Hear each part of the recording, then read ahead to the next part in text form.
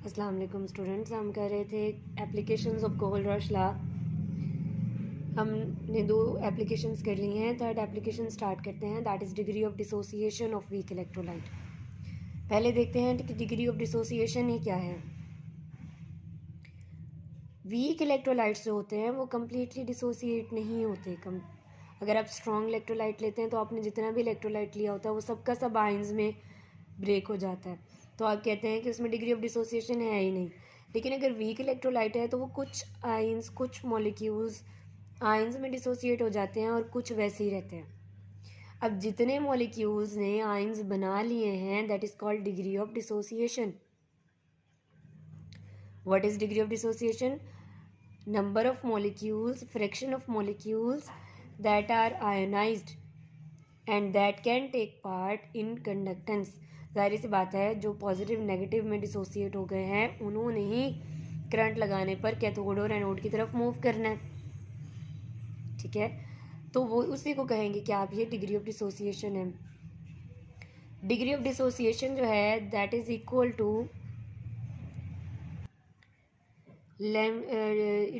Alpha is equals to lambda B over lambda naught. Lambda भी, अब lambda क्या है, सॉरी अल्फ़ा क्या है? Degree of dissociation of weak electrolytes. Lambda V क्या है? Degree of dissociation of weak electrolyte at volume V. Lambda naught degree of dissociation at infinite dilution. तो आप पहले इनफाइनाइट डाइल्यूशन, आप पहले कुछ वॉल्यूम लेंगे, उसमें देखेंगे कि कितने आयंस बने और फिर इनफाइनाइटली उसको डाइल्यूट कर दें और फिर देखें कि कितने आयंस बन गए हैं। इनकी जो रेशियो है वो इक्वल टू होगी लैम्डा के। इसका जब सॉल्व किया जाता है इसको सारे को तो ये बन जाता है lambda plus over lambda not को खोलेंगे तो lambda naught plus plus lambda naught negative.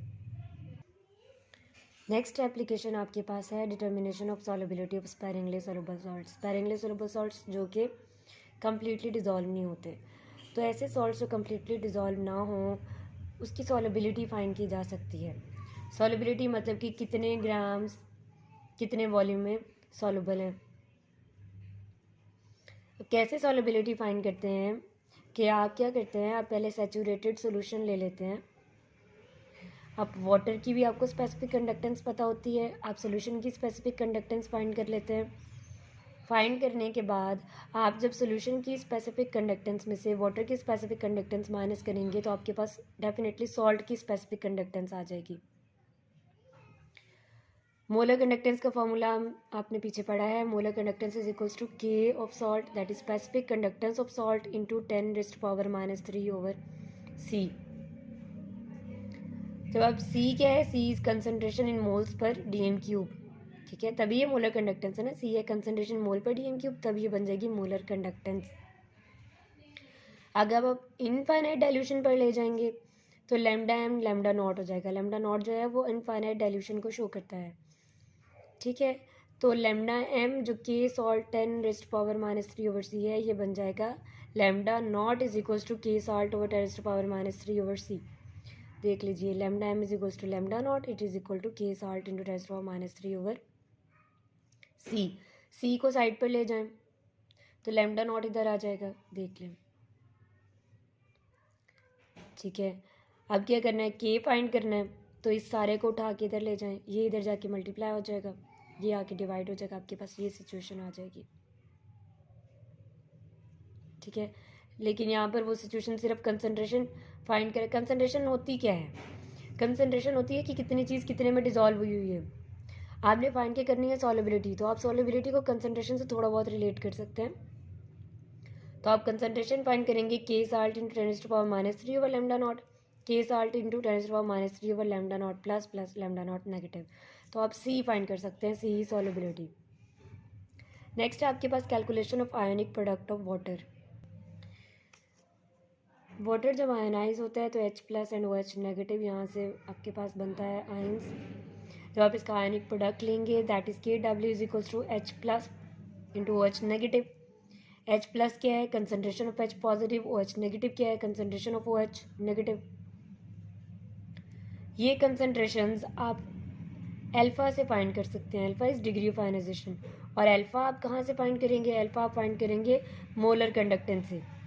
तो कोहलरॉश लॉ इस तरह से यहाँ पर अप्लाई होता है कि आपको मोलर आयनिक प्रोडक्ट के लिए चाहिए concentration of H and OH, और ये कंसनट्रेशन के लिए आपको चाहिए अल्फ़ा, और अल्फ़ा के लिए आपको चाहिए लैम्डा नॉट। तो इनडायरेक्टली कोहलरॉश लॉ ही यहाँ पर यूज़ होगा, तो आप ये W निकाल सकते हैं। आप अगर स्पेसिफिक कंडक्टेंस देखना चाहते हैं at volume V, then it is equal to specific conductance multiplied by volume, ठीक है ना। Lambda V is equals to K into V। K is specific conductance of pure water at 25 degree centigrade, और इसकी value आपके पास आपको याद करनी है क्योंकि ये कांस्टेंट है। V जो है that is volume in cubic metres, इसमें 1 मोल वाटर होगा। वॉल्यूम V आप कैसे निकाल सकते हैं, आप जानते हैं कि density is equals to M over V। V is equals to M over D। Molecular weight 18 है, डेंसिटी ये है, ये कांस्टेंट वैल्यूज़ हैं, आपको याद होनी चाहिए। आपके पास वॉल्यूम वाटर का निकल आता है 18.05 cm3। cm3 को मीटर क्यूब में कन्वर्ट किया तो 18.05 × 10⁻⁶ मीटर क्यूब। अब आप इसमें वैल्यूज़ लगा दें, K की आपको पता चल गई, V की आपने निकाल ली, तो K इंटू V, K की वैल्यू कांस्टेंट है, V की आपने निकाल ली है, आपके पास ओवरऑल वैल्यू आ जाती है 1.047 × 10⁻⁻10 पर ओम मीटर स्क्वायर, ठीक है। अब ये जो लैम्डा V की वैल्यू है, इसको आप इक्वेशन नंबर 2 कर दें। नेक्स्ट प्रोसीड करते हैं कि आप ये जानते हैं कि जो molar conductivity eight infinite dilution of water होती है वो सम होती है H पॉजिटिव और OH नेगेटिव का, सम ऑफ इट्स साइंस। तो आपने lambda naught H plus plus lambda not OH negative, ये कोहलरॉश लॉ है, इसको अप्लाई किया। लैम्डा नॉट H प्लस ये भी कांस्टेंट वैल्यूज़ हैं, आपको याद हो 0.035 है, और OH नेगेटिव की वैल्यू 0.0192 है। आपने इन दोनों को ऐड किया 0.0542 पर ओम मीटर स्क्वायर, यूनिट्स को याद रखिएगा। ये आपके पास दोनों वैल्यूज़ आ गई। अब आपने क्या करना है, डिग्री ऑफ आयनाइजेशन निकालनी है। डिग्री ऑफ आयनाइजेशन के लिए अभी हम फार्मूला पढ़ के आए हैं कि आपने वॉल्यूम V पर मोलर कंडक्टिविटी देखनी है और फिर इनफाइनाइट डाइल्यूशन पर मोलर कंडक्टिविटी देखनी है। जब आपने वॉल्यूम V पर देखी तो आपके पास ये वैल्यू आई थी, और इनफाइनाइट डाइल्यूशन पे आपने ये कैलकुलेट की है। आपने इन दोनों को डिवाइड किया तो ये आपके पास अल्फ़ा की वैल्यू आ गई, दैट इज़ 0.0193 × 10⁻⁻10, या फिर ज़ीरो को ख़त्म कर दे, पॉइंट को इधर ले आए, जब आप इधर लाएंगे तो यहाँ पे 10⁻⁹ हो जाएगा। जो कंसनट्रेशन ऑफ वाटर आपने निकालनी है मोल्स पर DM³ में, that is 1000 over molecular weight of water, और ये कंसनट्रेशन होती है आपके पास। कंसनट्रेशन मोल्स पर DM³ में होती है ना, ठीक है। और मोल्स क्या होते हैं, mass in litres, given mass divided by molecular mass. तो ये given mass over molecular mass लगाया है उसने। जब आप इसकी कंसंट्रेशन फाइंड करते हैं तो इट इज़ 55.55। अब आपने क्या करना है जी, कंसंट्रेशन H प्लस और OH नेगेटिव की फाइंड करनी है। कैसे फाइंड की जा सकती है कि आप कंसंट्रेशन ऑफ वाटर को मल्टीप्लाई करते हैं डिग्री ऑफ आयनाइजेशन के साथ। तो डिग्री ऑफ आयनाइजेशन आपके पास है 1.9 × 10⁻⁹, और कंसंट्रेशन आपके पास आ गई है इतनी, आपने मल्टीप्लाई किया, आपके पास ये आंसर है। H प्लस की भी उतनी होगी, OH नेगेटिव की भी उतनी होगी, क्योंकि न्यूट्रल वाटर है ना, तो कंसंट्रेशन H प्लस की OH नेगेटिव की सेम ही होती है।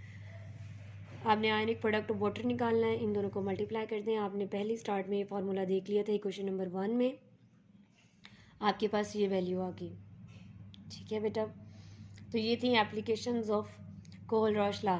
ये इंपॉर्टेंट है, ये आ जाती हैं शॉर्ट क्वेश्चन की फॉर्म में भी आ जाती हैं कोई एक आध एप्लीकेशन, या लॉन्ग क्वेश्चन की फॉर्म में Kohlrausch law and its application, ये लॉन्ग क्वेश्चन की फॉर्म में भी आ सकता है।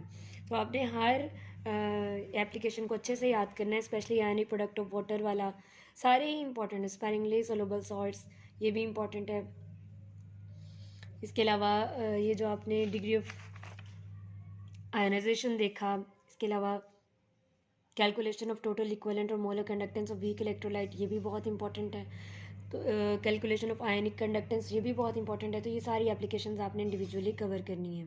इसके अलावा ये कुछ टर्म्स हैं, इसको अच्छे से देख लीजिए। इलेक्ट्रोलाइट क्या है, इलेक्ट्रोलाइट कोई भी ऐसा सब्सटेंस है जिसको आप जब पानी में हल करेंगे तो वो आयंस में डिसोसिएट हो जाए और कंडक्टिविटी करे।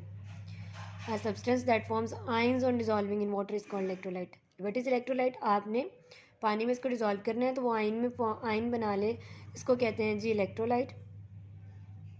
इस इलेक्ट्रोलाइट में से इलेक्ट्रिक करंट पास होता है। दो तरह के इलेक्ट्रोलाइट्स हैं, स्ट्रॉन्ग, वीक। स्ट्रॉन्ग वो कि जिसमें से जब आप इसको पानी में हल करेंगे तो सारे के सारे आयंस, सारे के सारे मॉलिक्यूल्स आयंस में कन्वर्ट हो जाएं, और कंडक्टिविटी, जो मोलर कंडक्टिविटी एट वॉल्यूम है वो और molar conductivity eight infinite dilution वो इक्वल हो। मतलब ये है कि आप उसको थोड़े से पानी में बेशक हल करें जिसका वॉल्यूम वी हो, तब भी वो कम्प्लीटली आयनाइज हो जाएगा, उसकी कंडक्टिविटी की वैल्यू उतनी ही आएगी। अगर आप उसमें ज़्यादा सारा पानी डाल देंगे तब भी वो उतना ही, क्योंकि उसने तो थोड़े वॉल्यूम में भी सारे आयंस बना लिए थे, ज़्यादा पानी डालेंगे तो उसके आयंस थोड़ी ना ज़्यादा होंगे, तो उसकी कंडक्टिविटी इनफाइनाइट डाइल्यूशन पे भी उतनी होगी और गिवन वॉल्यूम में भी उतनी होगी। तो ये स्ट्रॉन्ग इलेक्ट्रोलाइट होगा। इसकी एग्जांपल्स नीचे गिवन है आपके पास, NaCl, CH3CONa, HCl, H2SO4, NaOH, KOH। Weak electrolyte ये है कि जब आप इसको थोड़े से पानी में हल करेंगे तो बस थोड़े से आयंस डिसोसिएट होंगे, वेरी लिटिल आयनाइजेशन, ठीक है। और अगर आप degree of ionisation, degree of dissociation जब फाइंड करेंगे तो गिवन वॉल्यूम V पर जो डिसोसिएशन है, मतलब कि कंसनट्रेटेड सोल्यूशन होगा, पानी कम है तो उसमें तो बहुत कम कंडक्टेंस आएगी, लेकिन अगर आप इनफाइनाइट डाइल्यूशन पर ले लेंगे तो कंडक्टेंस ज़्यादा हो जाएगी। स्ट्रॉन्ग इलेक्ट्रोलाइट के केस में डेल वी और डेल नॉट सेम ही था, डेल वी भी उतना ही, डेल नॉट भी इतना ही, ठीक है। जब आप इक्वल वैल्यूज हैं काटेंगे यूनिटी हो जाएगा। लेकिन अगर आप वीक इलेक्ट्रोलाइट लेते हैं तो डेल वी की वैल्यू बहुत कम होगी और डेल नॉट की वैल्यू बहुत हाई होगी, तो ये जो कंडक्टेंस रेशियो है वो इनमें फ़र्क आता है। इसके अलावा ये weak poor conductors of electricity हैं। एग्जांपल्स हैं इसकी, acetic acid, benzoic acid, methylamine, aniline, या फिर hydrocyanic acid, carbonic acid, ammonium hydroxide. तो ये कुछ एग्जांपल्स हैं। आप इनकी डेफिनेशंस इसी तरह से विद एग्जांपल्स तैयार करेंगे।